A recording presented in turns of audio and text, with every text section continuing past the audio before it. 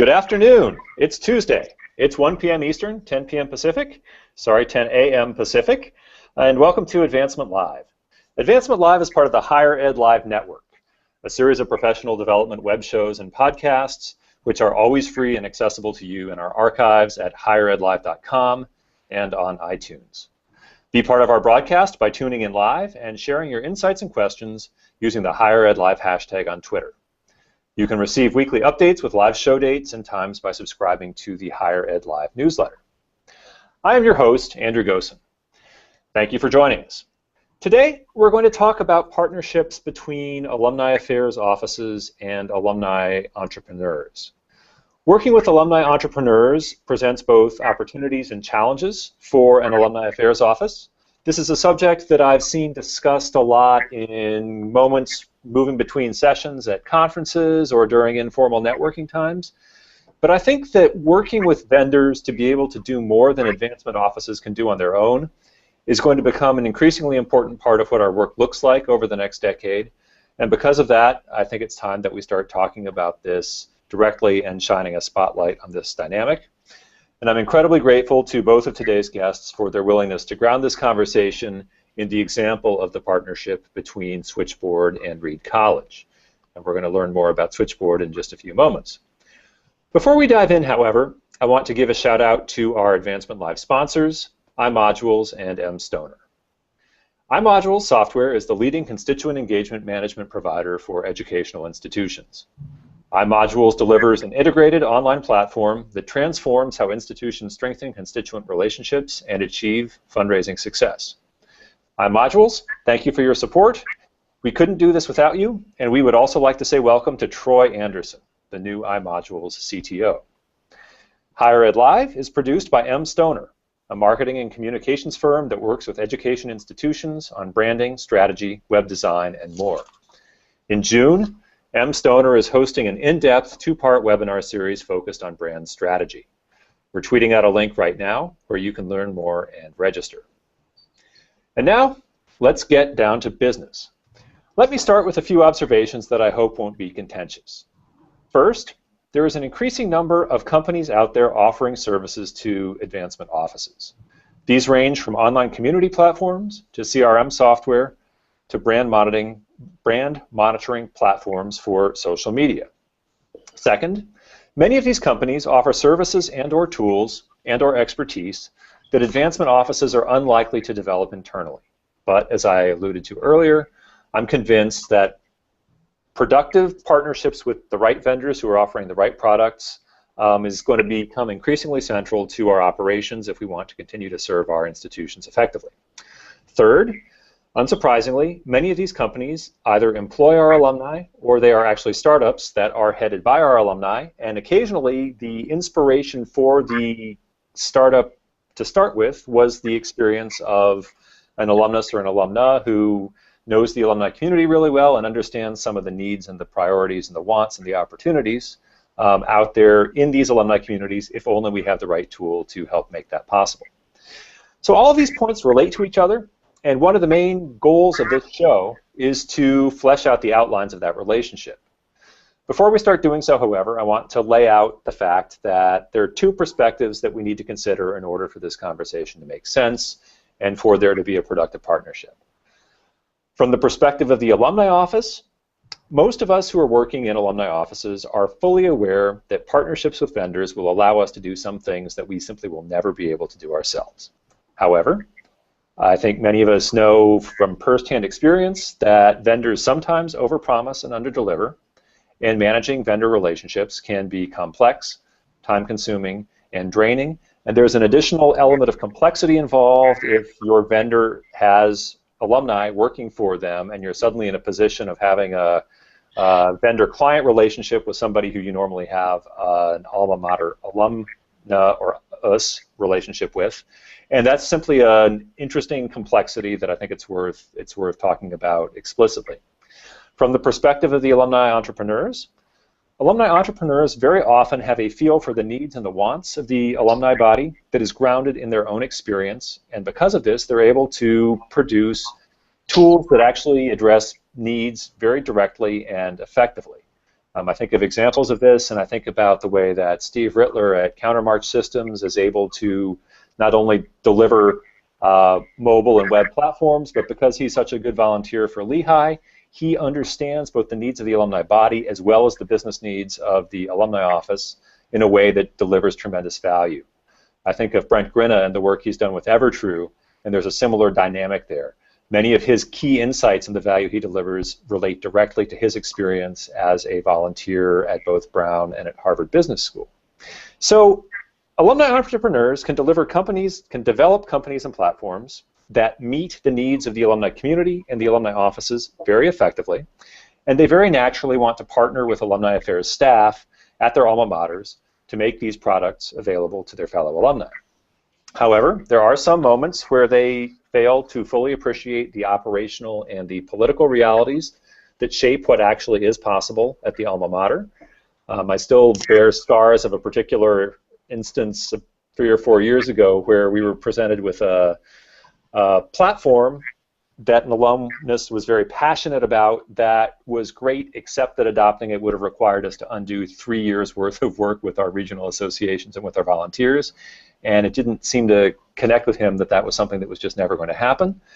Other times, I think that alumni entrepreneurs don't fully appreciate the extent to which higher ed can actually be a terrible client for vendors. In general, I think we tend to be cheap, risk-averse, addicted to consensus, slow to act, and there are a whole other series of related problems that I likely will address on a future show. But let's stop having me talk and let's turn to our guests to dig into this particular juicy topic. Today's guests represent each of these perspectives, and we are going to examine the dynamic of this sort of relationship by asking our guests to talk about the partnership between Reed and Switchboard. First up is Mara Zepeda. Mara is the co-founder and CEO of Switchboard, which is a platform that engages students and alumni by enabling them to meet their needs and do things that matter to them. I love that articulation of the goal of the platform, and I would love to dig into that a little bit later when we get into our discussion. Switchboard started at Reed College while Mara was serving as a member of the alumni board, and its customers, in addition to Reed, include Portland State University, Willamette University, Oberlin College, and Catlin Gable Independent School. Prior to founding Switchboard with Sean Lerner, who is also a Reed alum, Mara worked in higher ed for 15 years, coordinating programs at Harvard University, Penn, and for Philadelphia area medical schools. She has served as a volunteer, board member, and consultant to foundations, neighborhood and arts educations, and countless other nonprofits. She holds a BA in Russian from Reed and an MS from Columbia University's Graduate School of Journalism with a focus on digital media. Mara, welcome to the show. Thank you so much for having me, Andrew. So let's start with basics. Tell us a little bit about Switchboard. What does the platform do, and where did the idea come from? And certainly feel free to screen share if you'd like to show us this on your desktop. Yeah, I'd love to show your viewers that Switchboard. I'll just start my screen share now. So what you all are looking at is Reed Switchboard, and essentially you can see that it's a series of posts, and there are only 2 types of categories on Switchboard: ask and offer. So people can ask for what they need and offer what they have to give. So sometimes people jokingly refer to Switchboard as a non-creepy Craigslist. I'll show you quickly how to post. So you can see it's incredibly simple. You simply click this button here, I have something to ask. These are the categories that we saw most effectively activated students and alumni. So they were asking for things like jobs and internships, advice, hosting, housing, goods, and then other. So everyone in the higher education community at Reed College can post an ask, or they can offer the same thing. So let's say your company is hiring and you're posting a job. Let's say you're willing to give advice, and so you're posting advice. So it's quite simple. And then as you can see, there are sample posts. So we can just look at one from yesterday, let's say, someone who's looking for housing in Washington, D.C. This is a current student. She's looking for a place to stay. If anyone has any ideas, please let her know. And in meeting Anais' need, it activates the community. Anais sees the value of her Reed College network, and it also kind of creates this atmosphere where people can have reunions anytime. as you can see, there's a comment from a grad of last year, who kind of provides some more context and information and suggestions for people that can help out in DC. So that's just a quick overview of Switchboard. It's very easy to post, to search and filter posts, and to post itself. So that's an overview of the platform. In terms of the idea for Switchboard, let me see if I can undo my screen share here. There you go. Great. Yeah, so in terms of the idea for Switchboard, as you mentioned, I've spent 15 years in higher education, and what I saw over and over again was there were all of these countless missed opportunities, and I think that the reason is pretty simple. It's because institutions tend to have a very narrow definition of engagement. So administrators spend so much time and effort extracting value for the institution, hoping that members will engage with the institution. And they weren't really seeing meaningful results. And so at Switchboard, we wanted to flip that equation and redefine engagement. And essentially what we wanted to ask was, what if the institution could demonstrate value to its members by connecting them with each other to meet their needs? You know, so you have current students looking for internships, alums in need of places to stay during a graduate school interview, older alums who are seeking to hire bright talent. And so if you can meet all of these needs from within the network and establish that cycle of generosity, then people would constantly have these renewed and refreshed experiences of engagement with the community. And so it would be so much more intuitive to give back when that annual fund call came. Great. I love the concept, and I love the notion of letting the community define for itself what its needs are, and then position other members of the community to meet those needs without the institution necessarily having to serve as a bottleneck or a connective point in the middle there. A human switchboard is what we say. But people like Mike have been human switchboards. That makes so much sense. Okay, I like the name even more now. Fantastic. So a couple more details about how the platform works. Is there any supervision of what people can ask or what they can offer, or are you trusting the community to behave itself? Yeah, we're trusting the community, and I have to say that in the history of Switchboard, I can only think of maybe one inappropriate post. So, you know, what we believe is that people are inclined to be good and generous and kind, and Switchboard is a very optimistic place. And so if you give people the freedom to be vulnerable and ask for what they need, or be generous and offer what they have to give, that kind of the best of, you know, our better angels come out in these instances and really create a platform of generosity and giving. And that's what we've seen time and time again with all of our customers, that it's really a very positive and optimistic place, and one that's built kind of out of love and not out of fear or pessimism. Is the platform structured in such a way that you're depending on people to visit it on a daily basis, or is there some sort of push technology to let people know that there are asks that are out there that they might possibly want to respond to? Yeah, great question. In fact, I'll demo a feature really quick. That's another thing we were hearing, is that you know, people didn't want to continue to monitor Facebook pages and groups, and they wanted an easy way for information that they cared about to be delivered directly to their inbox. But likewise, what we were hearing was that they were really tired of being overwhelmed by Google groups and listservs. So I'll show you a feature briefly on Switchboard. You can indicate in the alert system that you would like to be alerted anytime there's an offer for a job in San Francisco. And so that way you're getting you're getting content that matters so specifically to you, and you aren't being overwhelmed and kind of experiencing burnout of communication from your alma mater, because the content you're getting is so specific to what your needs are and what you're looking for. So this is one of the most powerful features of Switchboard. You know, there are alums out there that say, look, I just want to know anytime a student asks for advice in finance, and they can simply set that alert. And that will be delivered directly to their inbox, and they don't have to worry about monitoring social media, which we were hearing was was exhausting, you know. And then does all of this activity archive in such a way that a person could go in there and they could find past inquiries about finance, for instance, in such a way that you're not depending on somebody to respond directly every time? You might be able to find it in a past response? Absolutely. That's another feature that we heard people wanted. You know, you have communities are essentially a brain trust of information. And so the more that we kind of answer these one-off requests and make these one-off contacts, you don't end up building a community resource and a community brain trust. So for example, you know, let's say I want to see all offers for advice.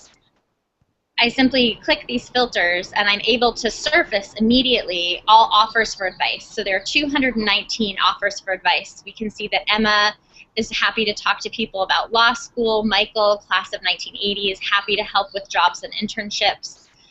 Someone is happy to speak to people who are interested in traveling to Argentina.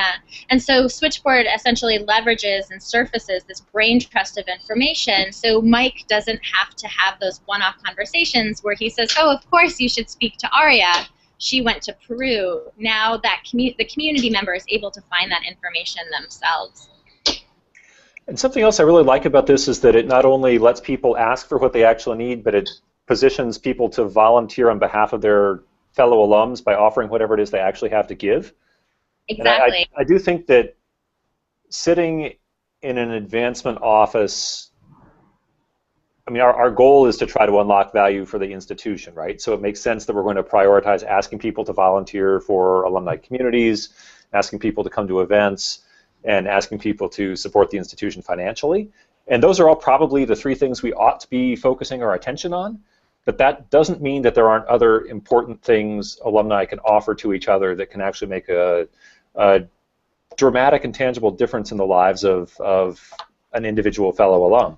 And I love the fact that Switchboard lets those sorts of things surface as well. And I think you're so spot on about that, Andrew. And I think what we're hearing is actually all of the activities that you just described are in fact one big matrix. And so it isn't that giving of time and spirit and giving financially and having an experience where you connect with alum is it all separated, but in fact it's an integrated whole. So I'll give you an example from my own life. This is Maureen and Conrad, who volunteered to let people stay at their homes and host people. And I went to visit them, and I was at CASE actually last year in San Francisco, and I stayed with Maureen and Conrad, and that experience was so fantastic for me. I was able to connect with an alum that I had never met before. We developed a very friendly relationship. I was so grateful for their hospitality. And clearly, I saved money in getting a hotel room in downtown San Francisco. So as a result, I donated in Maureen and Conrad's name to Reed. And so you were able to close that loop of financial giving, which is so important to everyone in advancement. And then moreover, I was able to report this success and kind of let everyone know just how wonderful that experience was. And I kind of told that story. And then what I think is even so great, and what's really been inspiring to me is that Emmeline, class of 2011, she would go on to stay with Maureen and Conrad, and she would go on to post a success story. And so I'm certain that when Emmeline receives a call from the annual fund, throughout her life as an alumna of Reed, she will have this very positive and personal and intimate experience of being hosted by her community, and that will most definitely reflect in her future giving patterns.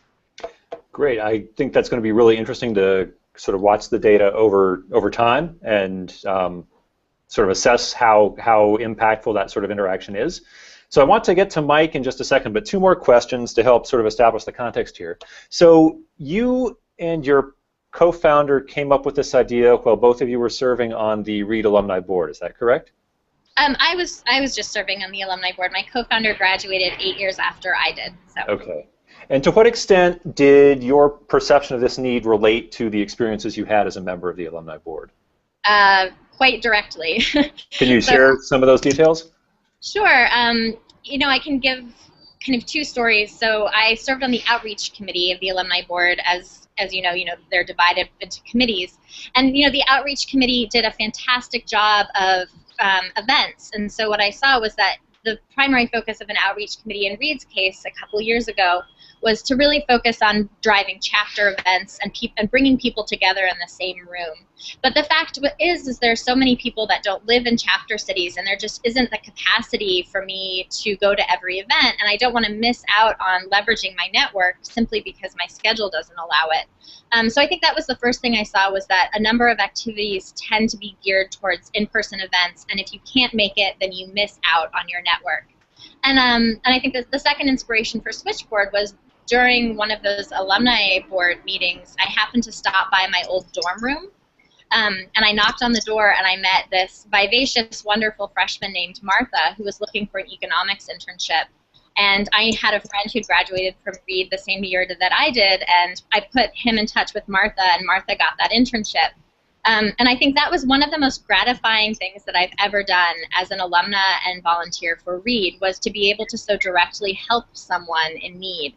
And so I think it was those two instances, and just the desire to have that sense of really meaningful engagement for Martha and for me, that sort of led to this this development of Switchboard that unfolded over many conversations and about 2 years worth of just observing how we could be of most use and benefit to the community. Great. And then one final question before we move on to get Mike's perspective on this. As you've thought about this as a business venture and as something that you're going to need to be able to pitch to alumni offices successfully in order for it to be able to grow, how much has your past experience on the Reed Alumni Board and working elsewhere in higher ed shaped the way you've developed the product and approached people about your concept? You know, I think we've just been so astounded at how successful Switchboard is, and it's successful for a number of reasons. You know, first, current students and young alumni intuitively get it, and so we capture this audience that's most difficult to engage, and we're doing that by helping them meet their needs. And I think second, I think we've been really impressed with and heartened by the intergenerational sharing, and so that's quite surprising. You know, I think there have been people from the class of 1965 that have posted an ask on Switchboard, and that ask has been met by someone in the class of 2005. And so that intergenerational sharing to us is so powerful, and it's something that we see is needed across all sorts of higher education networks. And I think finally, you know, we hear stories of people who check Switchboard every day just to see how they can help their community. And that culture of affinity and giving is invaluable, and we know that it's something that every community, every higher education community wants to leverage. And so that's why we've been able to scale it to other communities like Oberlin and PSU and Willamette, because those are objectives that are shared across the board. Fantastic. Mara, thank you so much for that overview. And now let's turn to Mike and get his take on all this. So Mike is Director of Parent and Alumni Programs at Reed College, where he has worked since 2001. Prior to assuming the helm at Reed, Mike served as Executive Director of Alumni and Community Relations at his own alma mater, Lewis and Clark College. Mike, welcome to the show. Thanks. Thanks, Andrew. So Mike, what was your initial reaction when Mara brought this idea to you? Mara and I actually had a whole bunch of conversations from the time that I first met Mara, and so I can't actually remember the exact moment, because I would actually have to say that I think it's somewhat evolved. Because Mara, if you remember, one of our earlier conversations stemmed from your notion that we got to do more because your classmates were struggling in a tough economy, and that we could do more than what we're currently doing, and so there was kind of a notion of wanting to help from Mara early on. And then I think as her experience came from as she mentioned, from the alumni board, and saw some other people talking, I think this was working on in her mind, and what we first saw Switchboard isn't what we see now. It was I think the kernel of the idea was the same, but its utility and how it manifests itself are a little bit different. And it's not as if Reed signed on right away when she first pitched an idea. She and her colleagues actually developed something and shared it and did it with students independently of us. And we knew when we saw the students' reaction to the possibilities, or at least I knew, there's something there. And we had to figure out how to create a relationship or not, because there was some element of, there was some idea for a proposal for a while that Switchboard could be, that people could be solely independent and have a fee-based program, right, Mara?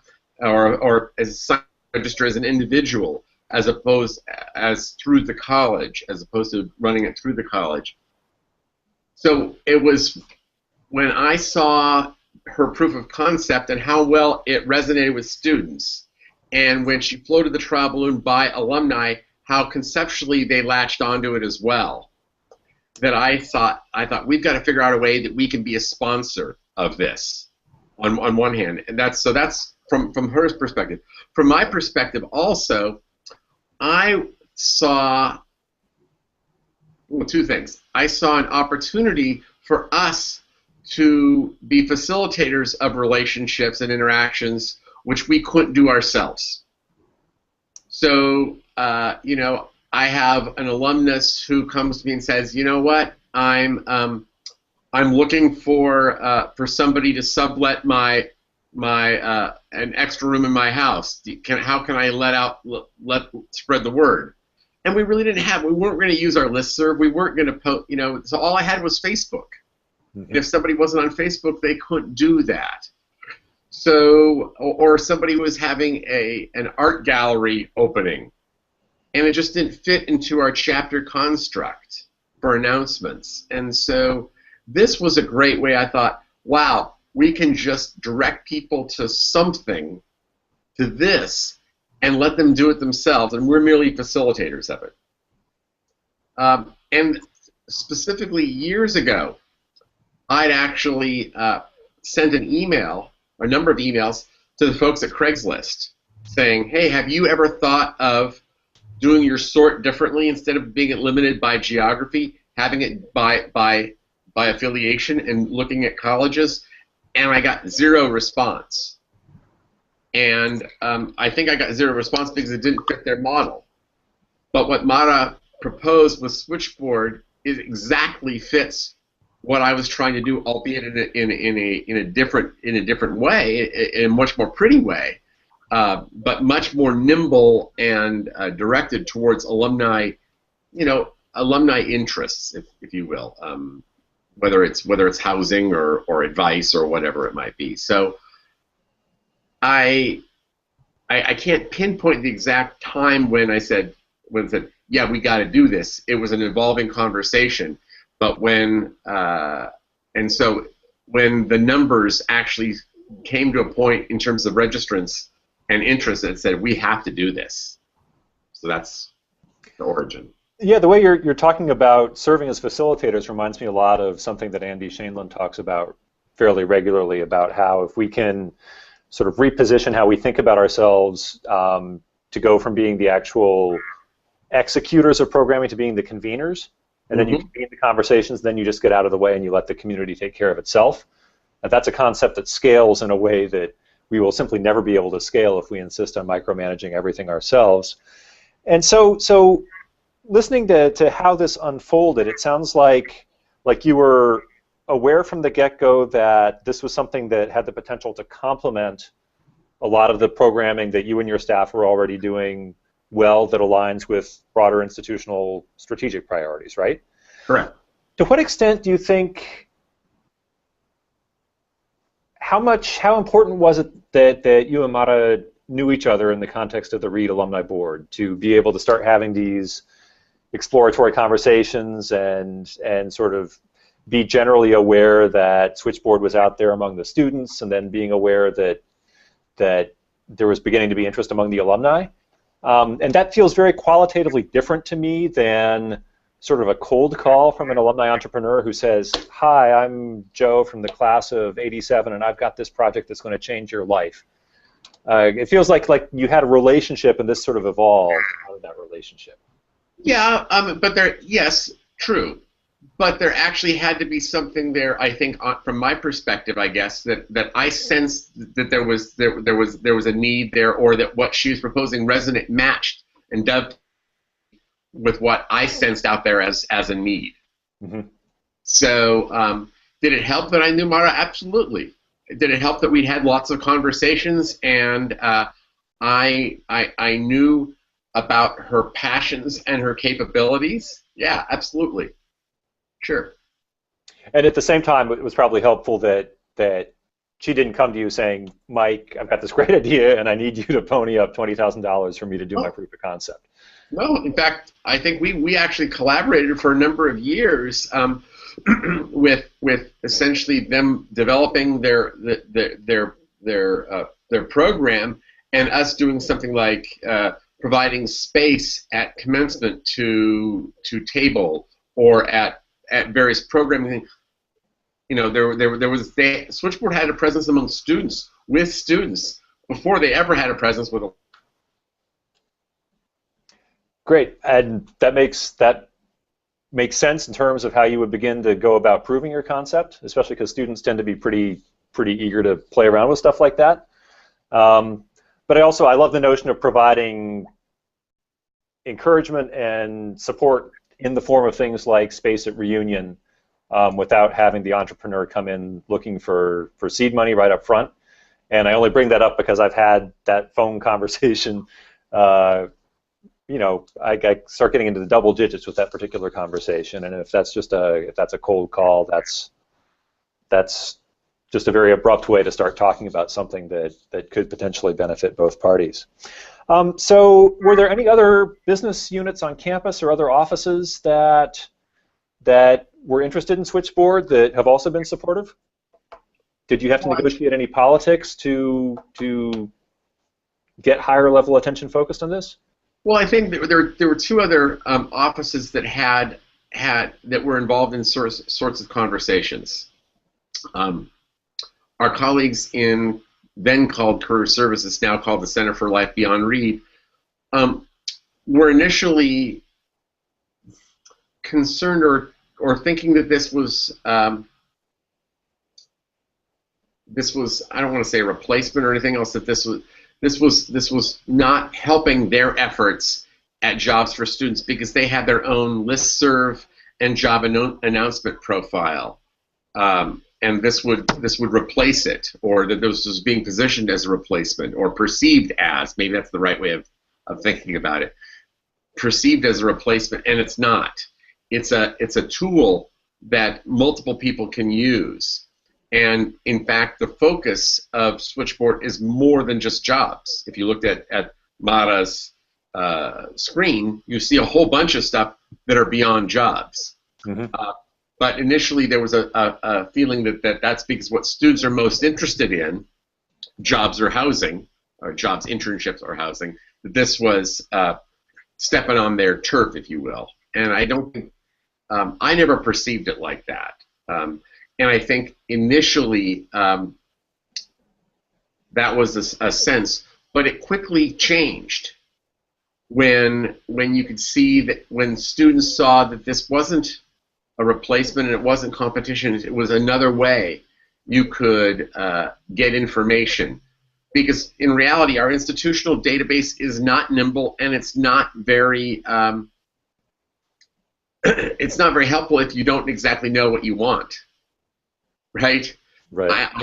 I'm interested in somebody who can give me advice on, the high-tech world in the Bay Area.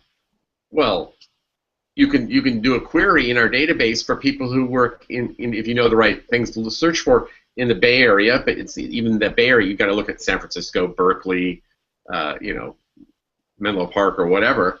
And then you've got to look at a field. But you have no idea if those people have any desire or what they have to offer. And you could throw out a question with Switchboard, and people will respond enthusiastically to your query, right? And so they're a complement to one another. And people internally had to understand that. So then there was the question regarding, the obvious questions regarding, the development office's concern. How does this fit in? What's the relationship with the college? And then those are just conversations to have, and they quickly realized that this is something that benefits everyone. And the only other people involved actually in the college haven't been a part of it at Reed necessarily, but could be, have been our colleagues in public affairs, who might want to get community announcements out and have community folks supporting it more widely. But they're more than happy for us to be the sponsors, and we're a small enough shop that that I can just go and chat with people pretty easily. It's not terribly stovepipe, though. Everyone has their own areas, but they're in any institution. They're gonna be turf battles, and the question is degree. There's going to be miscommunication. It just questions how long it goes. We've been able to overcome all that stuff, and now you see career services mentioning Switchboard all the time, just as one of the tools available to students. You hear our office, you hear public affairs. One of the things that Mara came up with, which was a great slogan, when people have a question like, "Hey, can you do this?" The response is, "Yeah, Switchboard it." Okay. So and we use that all the time too. Yeah, just Switchboard it. So it's turned into a verb. Yeah, well, just post it up there, and we use it all the time on Facebook as a response to queries that come about something. We say, "Have you posted this question to Switchboard?" And you make a link, and the connection is made. Great. Well, that's a very good initial overview. And let's now invite Mara back into the conversation. And I'm actually just brimful of all sorts of questions about how this is working out. My first question, I know that oftentimes when advancement shops are thinking about a new tool, having some sort of a connection between that tool and the institutional database is a precondition for any conversations. Has that been an issue as this relationship has evolved? Is there any sort of data pass through? Do you feel like that's important? What we were seeing was the most valuable information that advancement offices were looking for is an updated email address, and so we're working on and that capability is possible to do an easy export of updated email addresses, and that's really what they were after.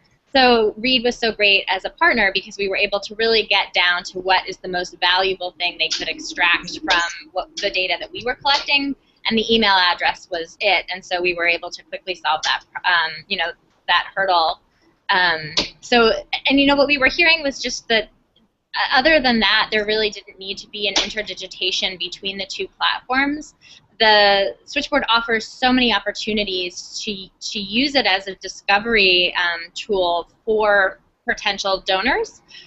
So all of those people that are offering, what we see is that's just a way of them opening the door to a longer conversation potentially with the development office down the road about ways that they might be able to get involved and continue their participation in time, talent, or treasure. But so Switchboard is just a very good tool at surfacing those initial people who are ready to make offers and ready to get more involved, and then the development office can use that information as they wish. Andrew? Yeah. Yeah. I got to say that once we got the conversation to a point where internally people realized that this was not a request to tap into the institutional database, things got a lot easier. Okay. Because that's the biggest. You get our colleagues over in the computing area involved, and people want to know how's that data going to work? Are we giving data? What's the upload like? It just gets so much more complicated. Right. And this was so much cleaner. Essentially, things that exist on a separate server. We have administrative access to it. We're able to monitor. We're able to get information. For us, it's absolutely a win-win. So it sounds like you distilled the one key piece of information that was sort of the true high-value stuff here, and you figured out how to get that into the hands of the institutional database people, and then you just didn't worry about the rest of the stuff that otherwise would have made this more complicated than it had to be. Exactly. Great. I like it. I wish I wish that could be that attitude could be franchised and distributed throughout the country. How about the issue of, so Mara, you talked about this as a discovery tool, and it seems to me that it's not only got potential as a way to identify people who are willing to help read, broadly speaking, but it also seems like Mike, you and your staff could look at the types of conversations that keep coming up over and over again within the Switchboard context, and maybe begin to use that as sort of a heat map, identifying topics or subjects that are of particular interest to the alumni community that you might actually allow to begin to influence your programming as well. I think you're ahead of us. I'm thinking that we haven't actually had a chance since we've officially launched.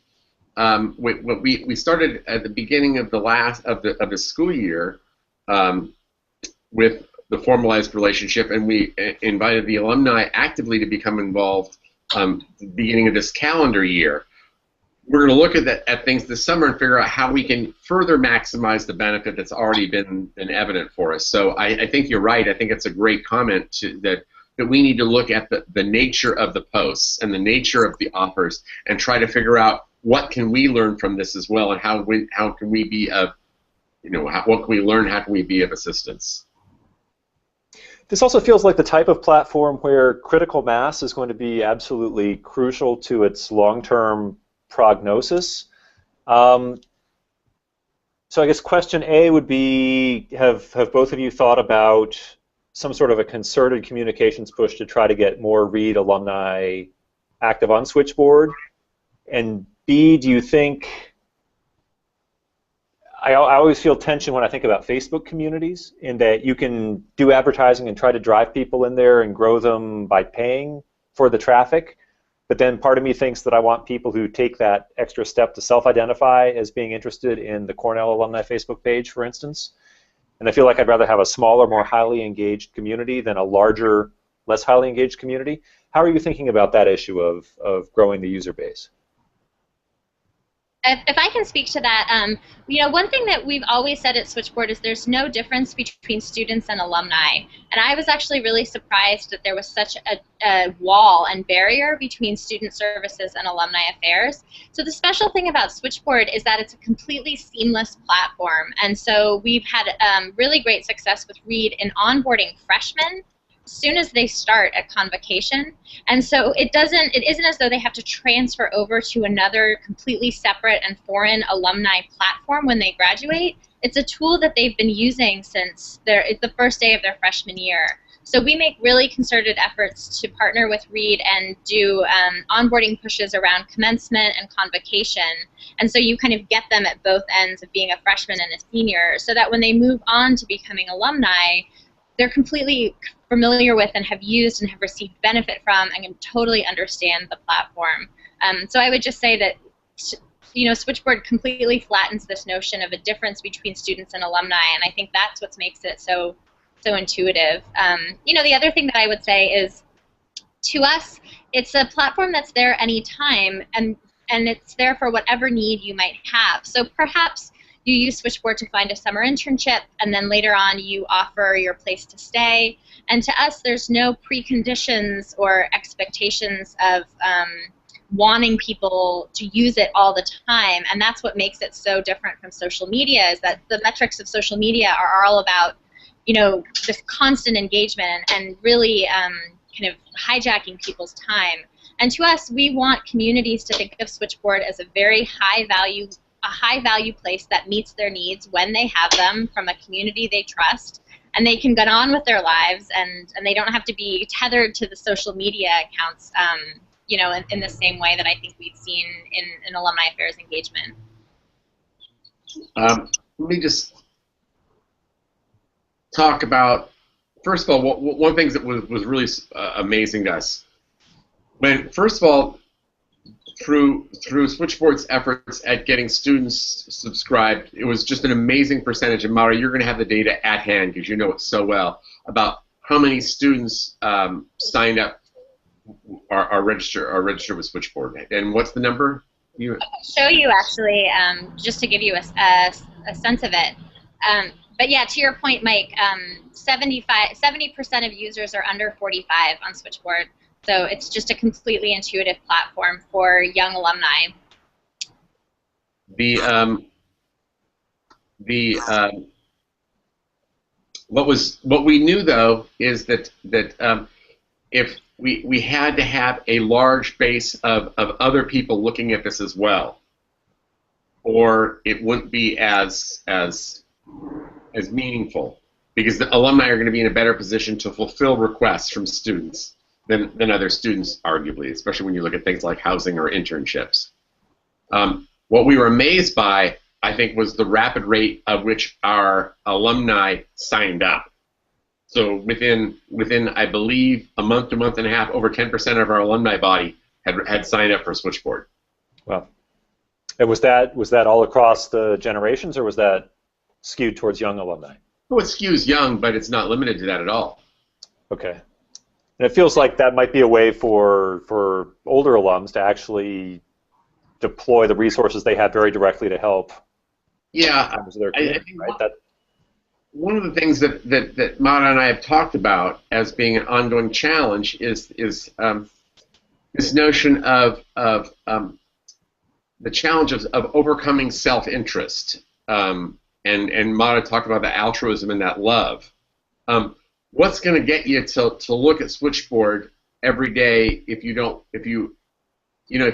may know people who are in a position, or even of yourself, to respond positively to an ask, but what's going to get you to look at it, right? And that's one of the great things about the RSS feed. It pushes that out there. But we also know we have to get more eyes looking at it. We've got to do that. So we actually have a group of super users, alumni board people who are committed to reading this on a regular basis and trying to go out there and extend their network and reach out to people who may not be aware of the post, of the offer or the ask, to make a connection. And I think that's been important for us. So that sounds like that's a full-on legitimate online volunteering role that has emerged as a result of the emergence of this platform. Well, they actually had a face-to-face meeting as super users at reunions this last week. Nice. Mara, you were showing some data, right? Data, yeah. I mean, I'll screen share. All right, let me move the camera over to you. So this is the administrative dashboard is on Switchboard, and I'll just briefly show you the stats. So you can see the number of asks and offers, the types of information that people are posting about, new users by day, new users by affiliation, and then here you can see quite clearly, just how much valuable of a tool it is for people in this class year spread. So, the other thing I wanted to point out, this is the board that Mike was sort of talking about, where we give credit to those community builders that are the most active users and people that are on the alumni board that are really, or volunteers that are just really helping to drive this community platform. And we wanted to reward community builders, which just doesn't happen in the same way on existing social media.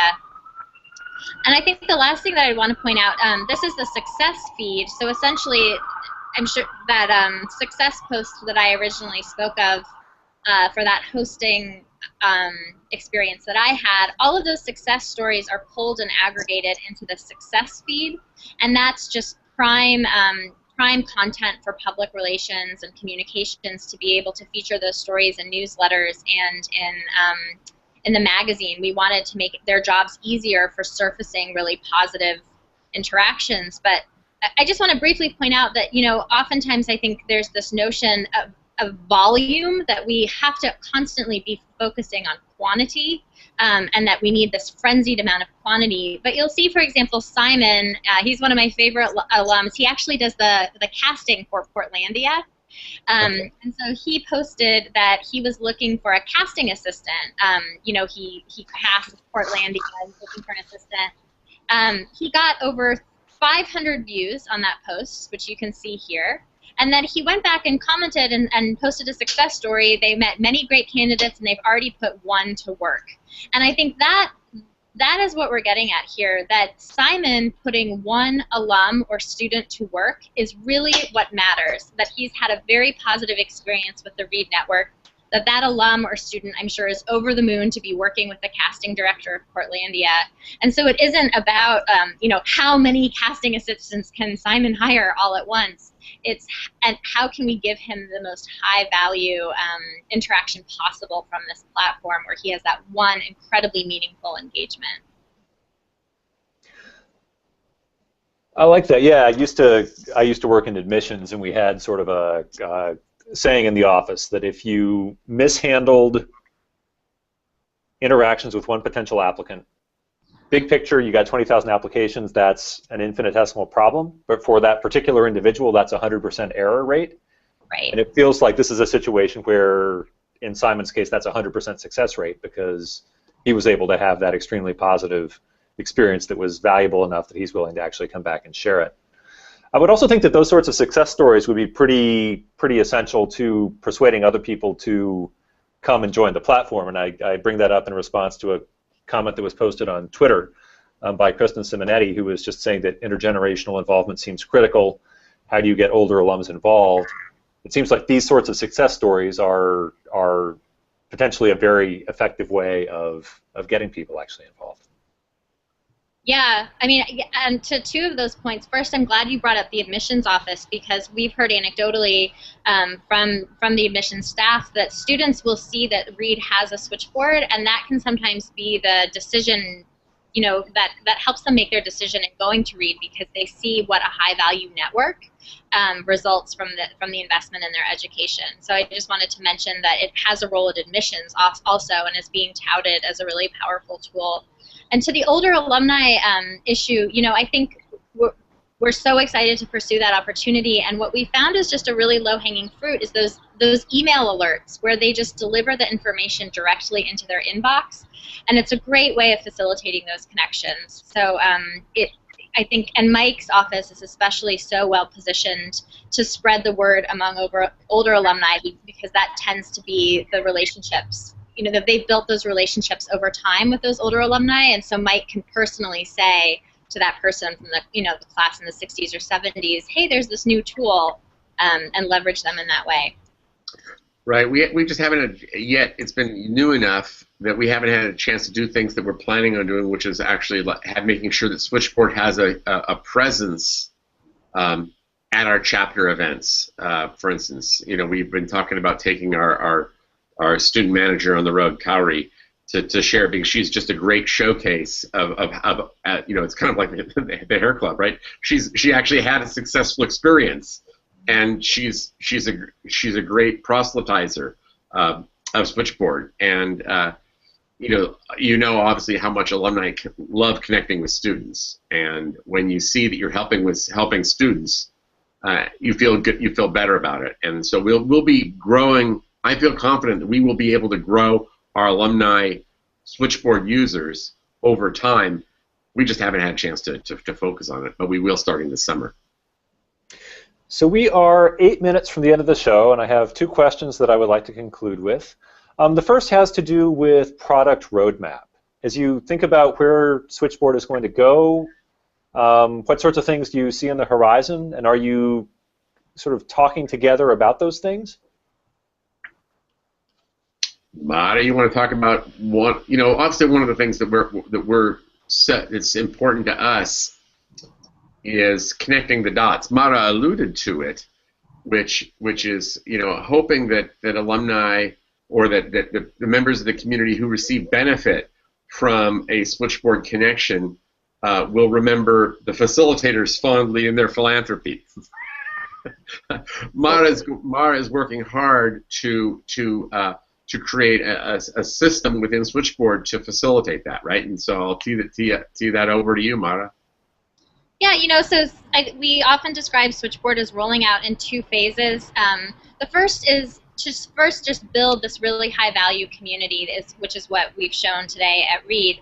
And so you do that with no expectation from your community because the point is you are, as I mentioned at the beginning, you're facilitating a way for people to connect and meet their needs, and it's just a very high-value community, and we want that to be as apparent as possible. And I think in the coming years there are really exciting opportunities to build in, donation a donation portal, we're hearing from our users that they want to be able to donate as easily to read as they're able to post on Switchboard.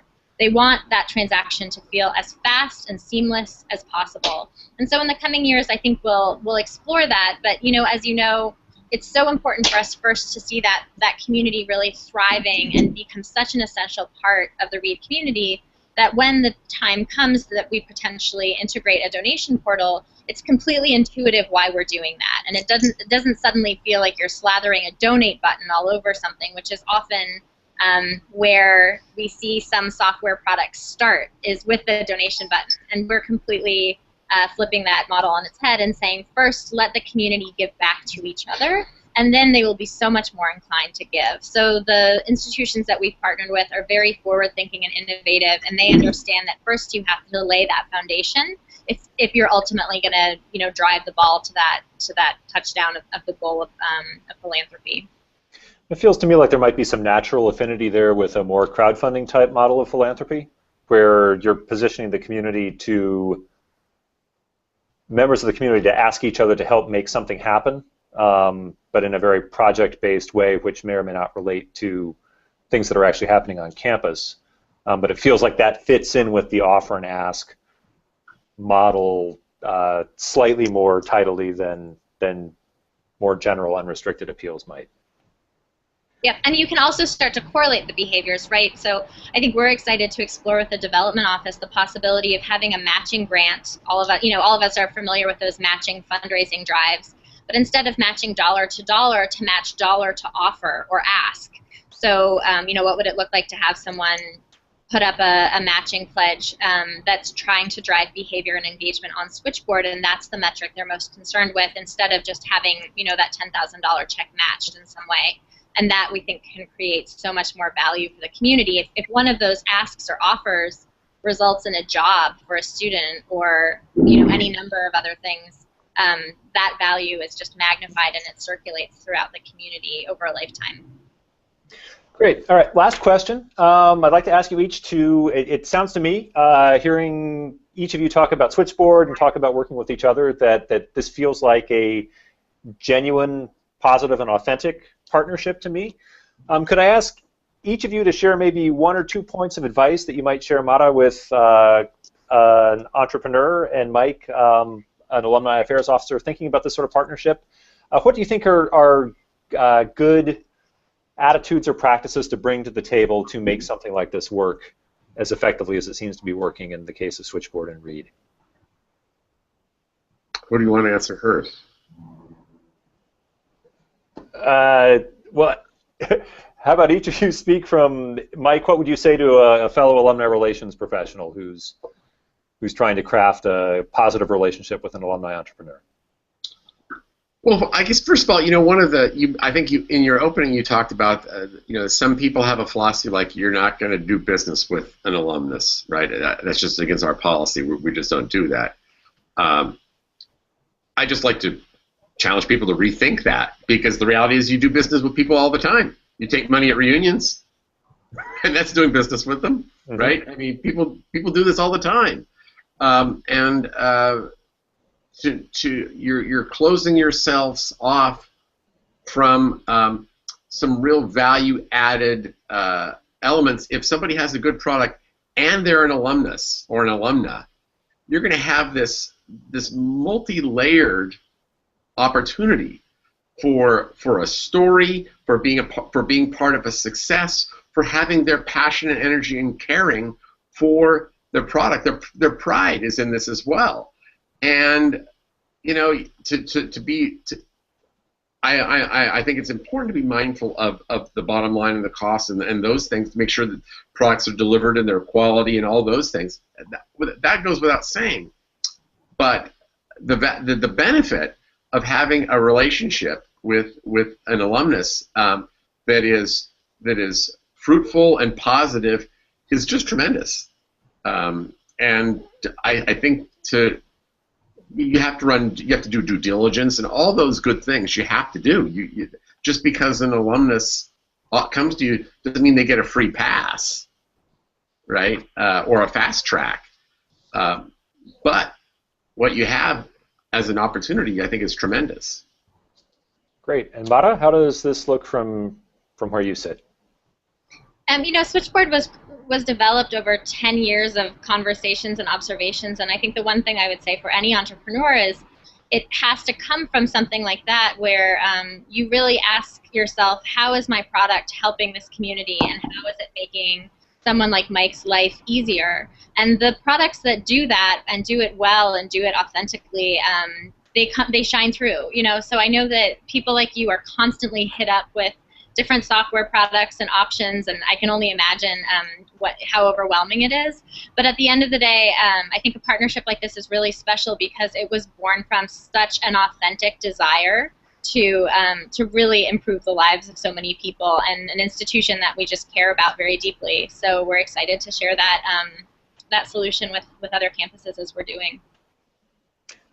Couldn't agree more, and I think this is a situation where clearly if the relationship is right, together you can accomplish things that neither would be able to accomplish independently. And with that hallmark moment, I will draw this show to a close. Mike and Mara, thank you so much. This has been a real pleasure. Thank you. And now we have come to the end of our hour. My co-host, Ryan Catherwood, will be back in 2 weeks with another great show. He's going to be doing a debrief on reunion season with guests from Colgate, Texas, Indiana, Swarthmore, and Williams. And once again, thank you to our sponsors, iModules and mStoner. As always, you can watch more shows from Advancement Pros on the Advancement Live archive located at higheredlive.com. Thanks to everyone who turned in live, and see you next time. Thanks. Thank you.